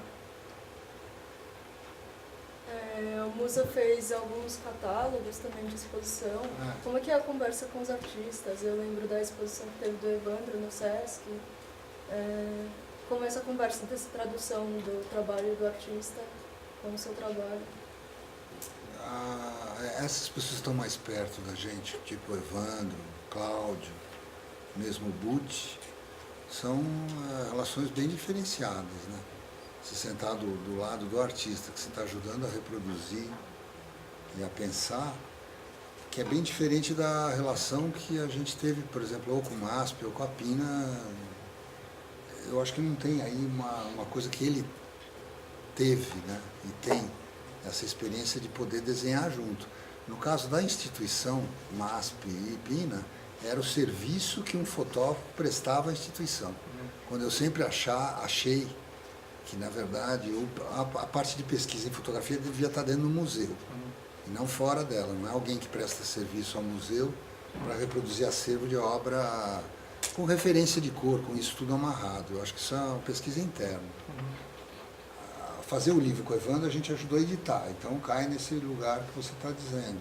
Pensar o livro de horas cai também dentro desse lugar que ele está falando, né? Eu sou fã do José Rezende, eu não sabia nem que era ele que tinha feito. O Milor eu já dei 3 de presente para amigos, né? Agora ele falou uma coisa que me assustou, porque eu não tenho a referência da exposição, não vi a exposição no Rio. Aí eu senti falta agora dos papéis e as colagens, um apêndice que talvez tivesse isso, mas porque você está falando porque o livro para mim é um primor. Não sei se vocês já pegaram o livro e ficaram com ele. Eu dei para vários amigos, a gente era fã do Milor. E tem uma coisa da inteligência de alguém que pensa a obra gráfica, né? que eu não tenho essa vivência. A minha relação com isso é mais... Eu não tenho a formação em letra, então eu preciso ter alguém que sabe isso, né? As parcerias que eu estabeleço nessa hora minhas é tentar pegar ou a filha ou alguém que está próximo para pensar. O Pistelli, que é um livro bem feito do desenho do médico, é também uma parceria, como ele disse, né? Vem o Cláudio, vem o Marco, vem o Pistelli, e a gente tem um texto, a gente junta e vê que o livro tem que ser, né? O facsímile do Augusto dos Anjos também tem esse caráter, né? Era uma coisa pensada com o Bagolin de como o livro deveria ser, né? É uma delícia fazer isso, né? Sim, é uma delícia quando rola, né? Quer Quando dizer, rola. Quando rola a conversa. Quando rola a conversa, porque quando no não caso rola, da é um terror, Pina, né, a coisa do formato, acho que ele tem razão, né? É um pouco radical demais aquilo do artista. E aí vira um... O que você faz com aquilo, né? Cá entre nós, aí já penso ao contrário. Eu até disse isso pro Tadeu, ele ficou chateado. Eu virei e falei, ó, eu acho que é o contrário. Antes o artista, depois a instituição. Mas aí, opinião minha. É verdade, porque se tivesse o Hamilton, eu estou interessado no Hamilton, não na Pina. A Pina só foi o veículo de me trazer. É meio o livro, né? Então, enfim, aí eu acho que tem uma coisa... Tudo bem, tem que formatar, porque tem que mostrar a capina. Beleza. A coleção dos artistas da USP é um desastre, parece apostila. Né? Quem olha, vai lá ver. Por que não tem um artista uma capa legal? Por que eu não posso mexer no projeto? Era uma briga que eu tinha com o Plínio. Né? Afinal, é uma coisa especial. Por que isso daqui vai ter sanfona? Porque ele foi concebido assim. Então, olha, como é que eu pego isso aqui e faço cair dentro do catálogo da Pina? Eu dancei. Isso daqui não cai lá, né? Não cai lá. Nem isso aqui cai lá, porque tem que ser cru, tem que mostrar a entranha dele. Né? O princípio é esse. Se eu chego lá com o formato, virou apostila. Então, é o que ele falou, quando rola, né? Acho que rolou no Moreira Salles e rolou no José Rezende com categoria, né? Rolou, acho que sim. Mas a Pinacoteca, que eu entendo é o seguinte, antes tinha um cenário que a instituição, do ponto de vista visual, não era levada em consideração. Você pegava um catálogo do Zé Rezende, ou sei lá, de outras exposições que tiveram lá, pega do Nuno, pega o do Nelson Félix, enfim, são publicações que são muito legais, interessantíssimas, assim, como enfim, objetos editoriais, mas por outro lado, você não identifica a instituição lá e você fala, esse livro poderia ter saído pela COSAC, poderia ter saído pela, sei lá, pela Cobogó, por uma editora, enfim, comercial. Cadê a Pina que está bancando esse negócio? Mas aí você falou um negócio muito legal, que ele vira autor junto. Há anos atrás, tudo era invertido, né? Você contratava um design, porque você tinha um catálogo que fazia as vistas do museu, fazia aquele catálogo tradicional, né? Eu acabei de ver uma coleção lá em Fortaleza, da pintura, não sei de quem. E aí vem a coleção, um texto, padrão, né? Eu achei bonita essa ideia de que o horror da foto do espaço, né? Pô, o fotógrafo é a mesma coisa, não é? Tem uma autonomia no ensaio ali, claro, construída em cima de uma conversa. Sim. Porra, belo. Parece que o tal do fotógrafo é um ser pensante também, né? Afinal de contas, ele domina várias coisas que parece que os outros não dominam. Quem desenha também domina, né?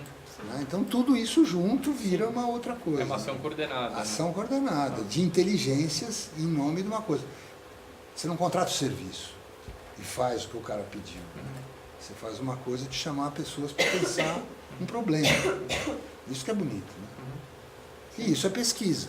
Para cada coisa eu terei uma solução. Né? Eu não posso achar que a solução é um formato único. Sim. E tem um troço laboratório que você estava falando aqui, que a academia deve levar adiante essa ideia do laboratório, mas eu acho que não só a academia, mas eu acho que da minha prática profissional também, eu acho que a gente vive, enfim, testando coisas e por vezes dá certo, por vezes não. A gente está fora da academia, acaba prejuízo para o cliente, mas... tem que arriscar, né? Tem que propor uma coisa que tem tesão. Né? Sim, total. Não sei se você gostaria de mostrar as folhas de prova. Eu gostaria, mas eu queria saber se vocês têm alguma pergunta. Falem, é a chance da gente ter ele aqui e tal. Fala. Sou eu mesmo? Só. Na verdade não é uma pergunta, acho que um catálogo tem um pouco o desafio de conciliar texto, imagem ou só imagem dentro de um livro. E diferente do texto, que por excelência é linear, a imagem não é. Então, queria que vocês falassem assim, do desafio de permitir uma liberdade de leitura que não é linear, ou do desafio de conduzir a leitura de maneira linear, se for esse o objetivo, se vocês já tiverem experiências nesse sentido. Eu acho que tem uma coisa de publicação que para mim é muito instigante, é que uma publicação é a construção de um espaço, né? Você constrói espaço do zero e se você está numa exposição, você está lidando com um espaço já dado, que é o espaço, enfim, a caixa branca, a sala expositiva, enfim, você sempre lida com alguma coisa dada, enquanto que a publicação, quer dizer, um catálogo, um livro, você constrói esse espaço do zero, né? Mas eu acho que, enfim, toda publicação, ainda que a leitura da imagem possa não ser linear, o encadeamento de páginas sugere uma linearidade, né? Você tem uma afluência que começa, enfim, da capa e corre solto para o miolo. Mas várias vezes a gente tem essa discussão, enfim, com o editor ou o curador, que é o seguinte, por exemplo, aonde entra o texto? Quer dizer, por vezes é interessante que o texto apareça antes, por vezes é interessante que apareça depois, e o argumento sempre vem, porque eu gostaria que o sujeito lesse o texto antes de ver as imagens.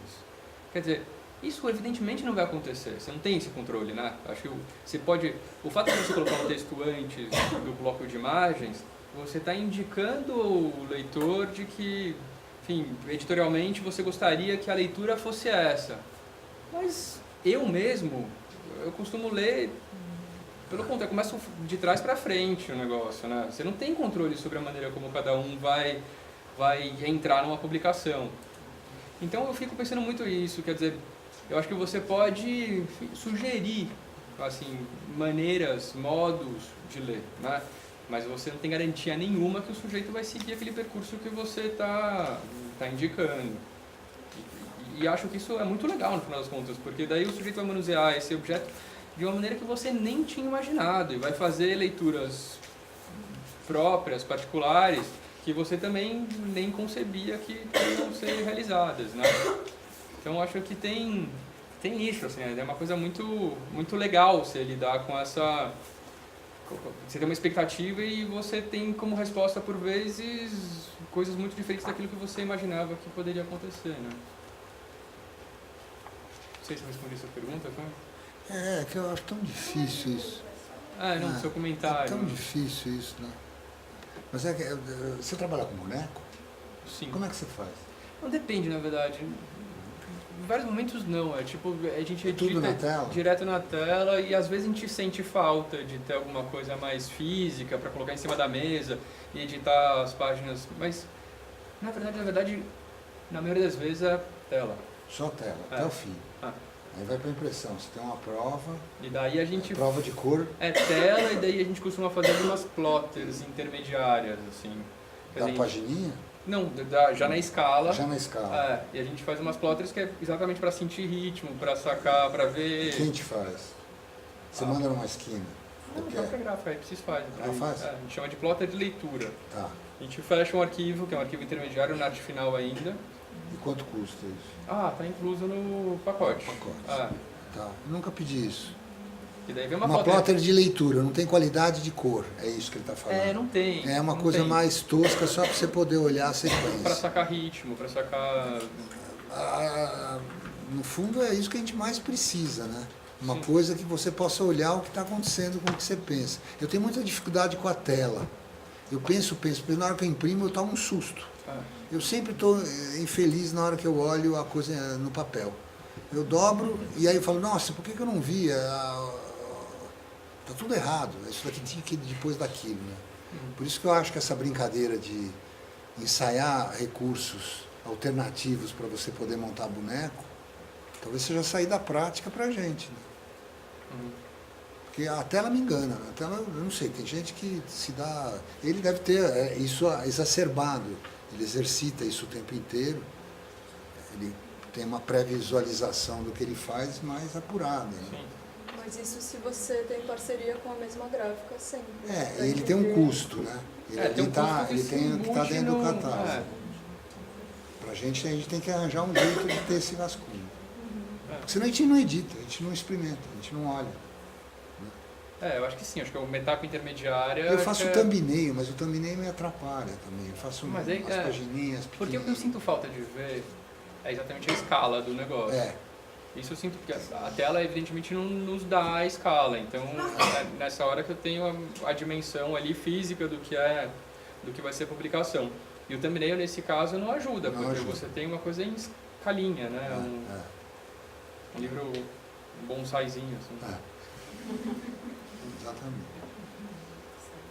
E você participou como uma das pessoas que desenvolveu a identidade visual da 30ª Bienal de São Paulo e foi num workshop, né, em 2010. Foi.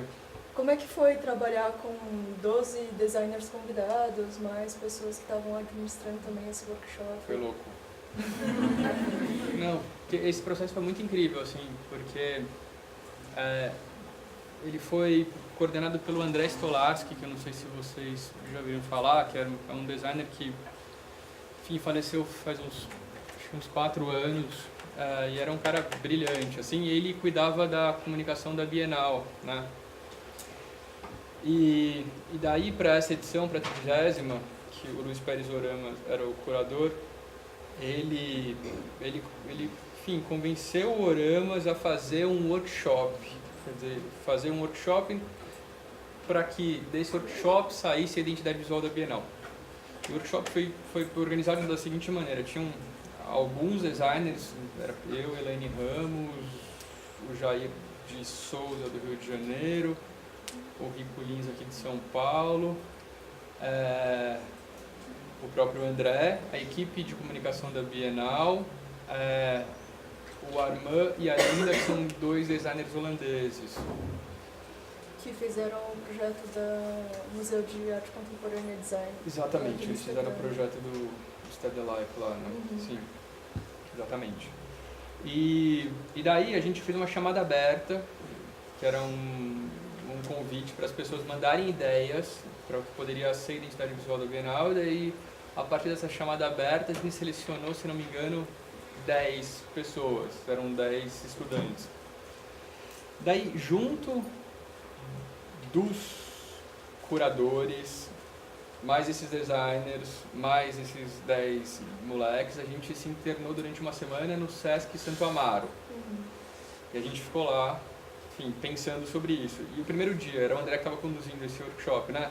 Então tava os curadores todos, com uma disposição incrível, assim, um negócio muito legal. Daí o André chegou, estava todo mundo sentado assim, e o André falou assim: o que a gente vai fazer? Sei lá, deu, né? São, sei lá, 20 não sei quantas pessoas. O que a gente faz agora, né? Sim. Daí começou uma série de conversas e debates do que a gente faz agora, e tudo era debatido coletivamente. Até que chegou num certo momento que, sei lá, depois do 3º dia, os holandeses chilicaram, falaram que vocês estão fazendo, que vocês não estão fazendo nada, vocês só ficam conversando, eles arregaçaram a mão e passaram o exercício de uma maneira muito pragmática, assim, vamos resolver esse Que era a troço. ideia de partir de um X, né, de 2 diagonais que se Isso, cruzam. E daí... E a ideia o tema, assim, da Bienal era a constelação. E aí era tentar ligar essa linha gráfica para outras direções. E tudo mas mais. isso foi o resultado final de todo o processo. No fundo, foi uma experiência social que o André empreendeu ali com a gente.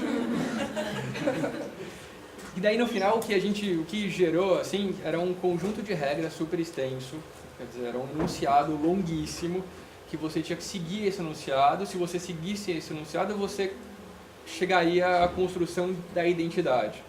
Que daí era, você tinha que pegar 6 retas, fazer com que cada uma dessas 6 retas se dividissem em duplas, elas tinham que se tangenciar sempre por um ponto, de modo a construir 3x. Daí você tinha que pegar uma tipografia que fosse sempre monoespacejada, que é uma tipografia em que todos os caracteres têm a mesma largura, só poderia usar tipografias monoespacejadas para construir essa identidade. Daí tinha mais, sei lá, 20 mil regras, e que tudo tinha que ser monocromático, ou preto ou branco. Enfim, esse conjunto de regras todos delimitavam o que seria a identidade visual da Bienal. Eu acho que é, enfim, como experimento incrível, assim, né? Sim. E Agora, no fim foram 30 cartazes diferentes. E daí no fim, exatamente, todo mundo que participou do workshop fez um cartaz seguindo essas regras, e era difícil lidar com essas regras. E daí, enfim, mas a equipe inteira da Bienal de produção também fez cartaz, muita gente fez cartaz, eram 30 pessoas que fizeram os cartazes, e é isso, era uma Bienal de 30 cartazes, com 30 cartazes. É um processo riquíssimo.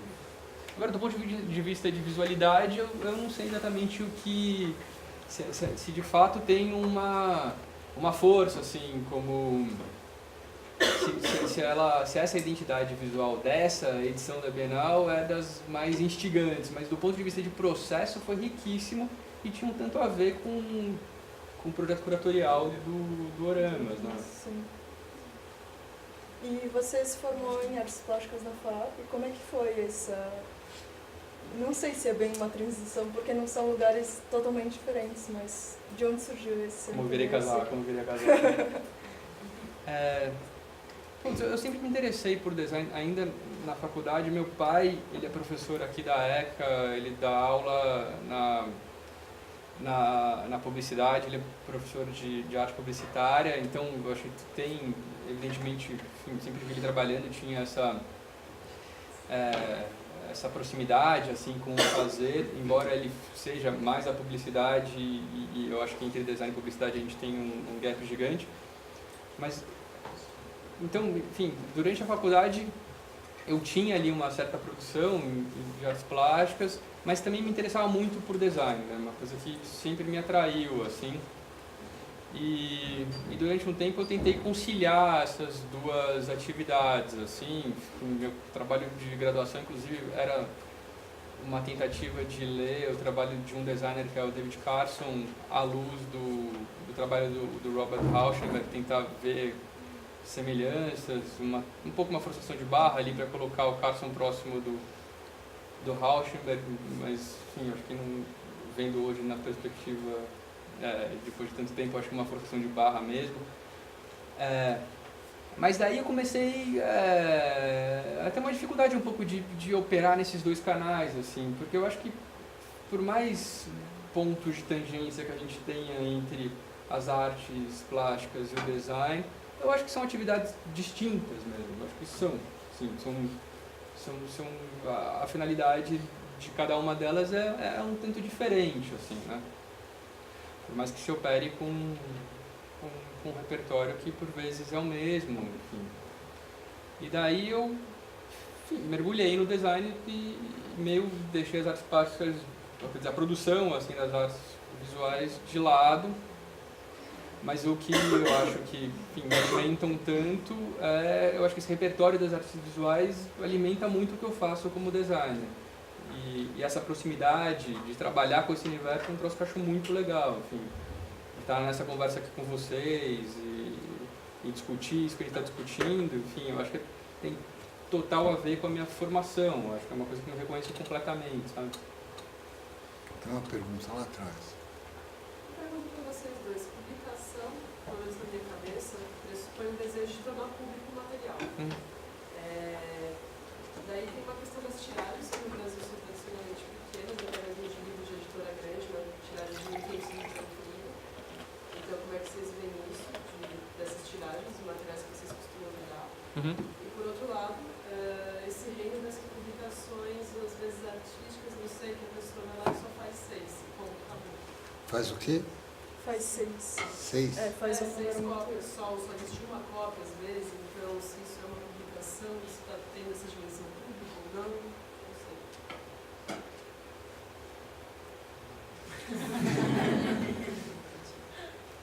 Eu acho que a gente está vivendo esse fenômeno da autopublicação agora, né? Que eu vejo isso com muitos bons olhos, eu acho interessantíssimo, enfim, que as pessoas se interessem por isso e, enfim, desaguem a sua produção nessas feiras todas que acontecem por aí.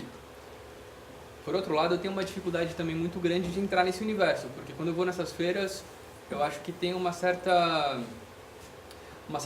linguagem pasteurizada nessas publicações todas. Assim, você vê 5, você viu todas no final, porque tem uma coisa do ponto de vista de linguagem, de sintaxe, assim, que sempre se repete, né? Eu acho que tem uma coisa assim de um certo cheiro do momento, assim, que a gente está vivendo, que e também nessas feiras todas tem uma quantidade tão brutal de publicações que são expostas que eu sempre me perco ali. Mas, enfim, por outro lado eu acho interessante esse fenômeno.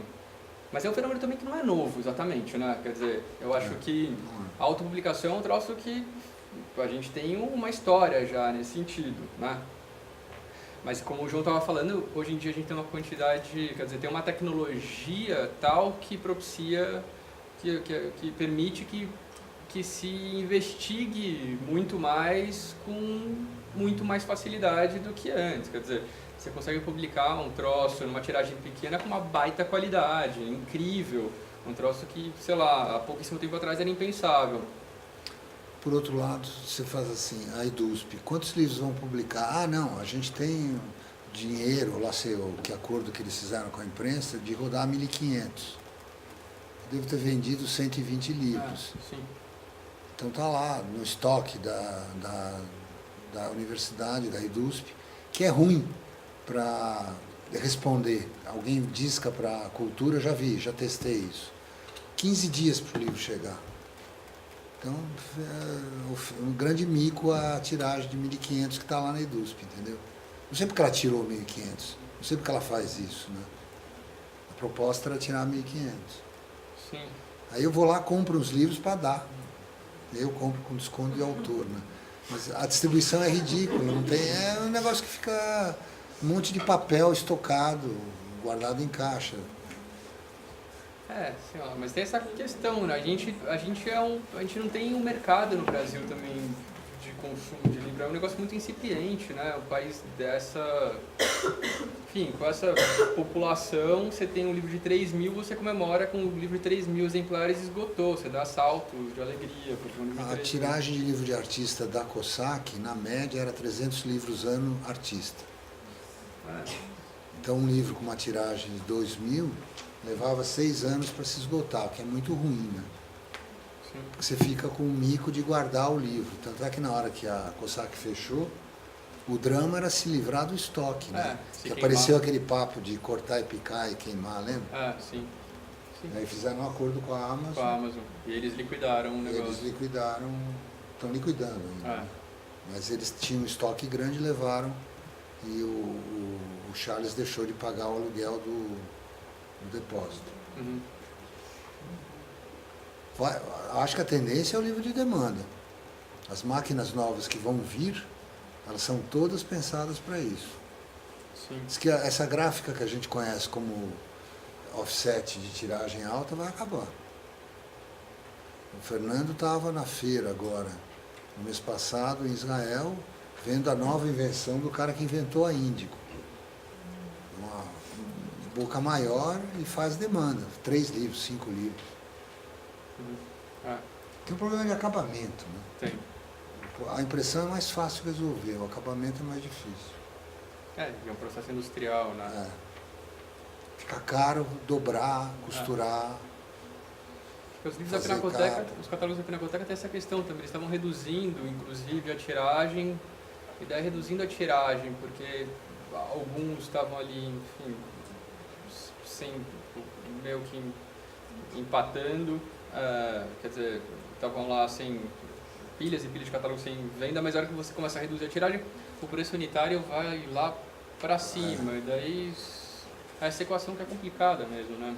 Se rodar 500 em 1.000 é quase a mesma coisa. Exatamente, mas o preço unitário dobra. Né? Mas como que essa máquina nova resolveria isso? Ela imprime 5 folhas, 5 livros.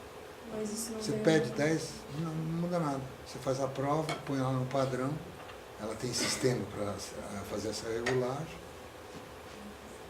É a lambda. É a lambda. Chimalano. Ah, é? É o cara que inventou a Índia. Isso aí. Vai demorar uns 3, 4, 5 anos para chegar aqui mesmo, para valer.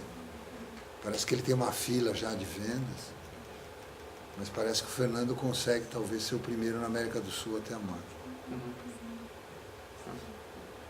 Mas, enfim. E é que vocês falaram que parece que é um mercado que não atende a uma produção assim, mas aí fiquei pensando nessa revista agora, a 451, Uhum. e é uma revista sobre crítica de livros, aí fiquei pensando sobre isso.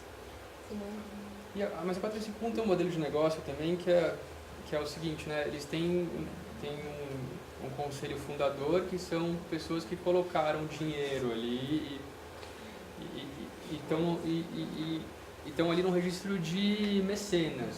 Quer dizer, é uma publicação que não necessariamente se paga e em projeto talvez não se pagará nunca. Quer dizer, então, eu acho difícil mesmo que se sustente um projeto como esse. Enfim, a Serrote é outro exemplo. Assim, a Serrote ela não existiria se não tivesse o título Moreira Salles, porque ela não se paga nem de longe, assim, é um projeto caríssimo. Quer dizer, e a 451,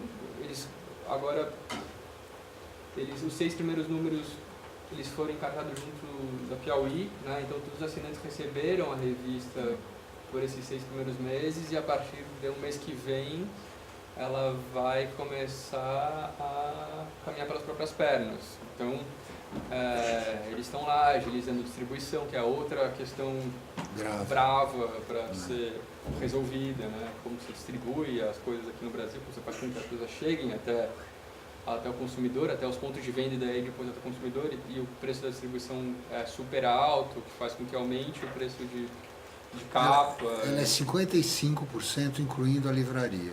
Pois é. Um negócio muito Quando não é 60%, né? Mas a 451 eles estão otimistas, super otimistas com o cenário que eles conquistaram até agora. Vamos ver. E de fato eles estão, acho é legal a revista, né? Porque eu acho que não tinha nada como ela no nosso mercado. Enfim. Legal. Uma pergunta muito pontual, assim, mas eu acho que você já tem esse trabalho nessa área, com mais experiência. Como você aprende muito, nas artes plásticas, técnicas manuais de impressão, né? Talvez a maior seja a serigrafia, que é mais versátil. Como você vê o uso dessas técnicas em impressões, considerando que elas, às vezes, têm tiragem pequena, se você vê se tem pessoas já usando isso, ou se você vê como é que não sei, algo... Não, tem pessoas usando serigrafia para fazer publicação, sim. Tem nessas feiras... volta e meia eu vejo publicações super legais em serigrafia. Serigrafia é uma técnica incrível, né? E tem um troço que...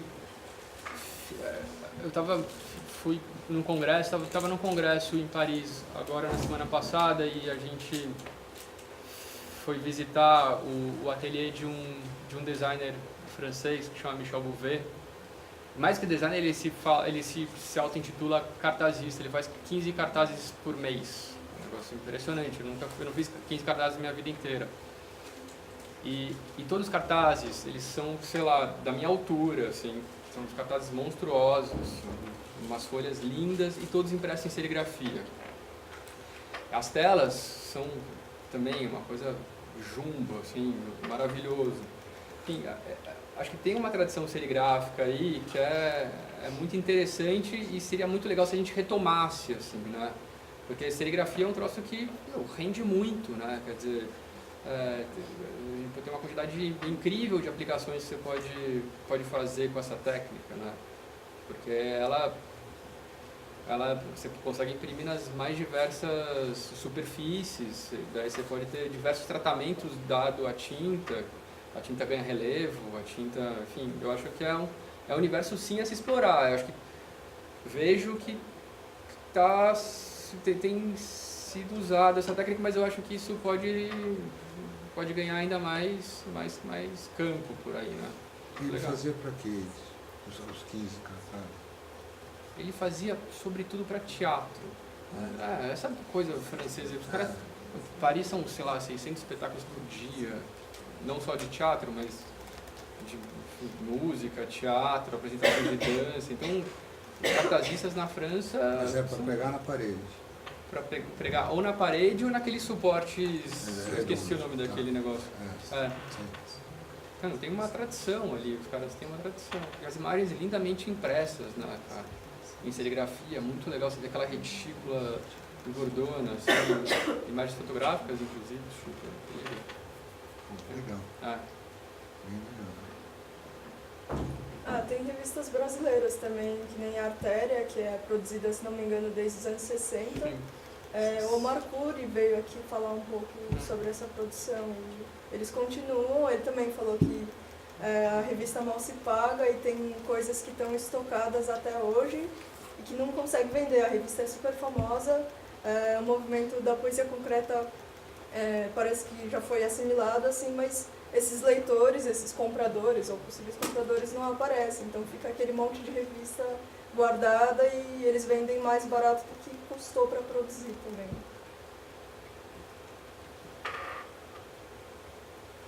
Chega. Se quiser mostrar as provas.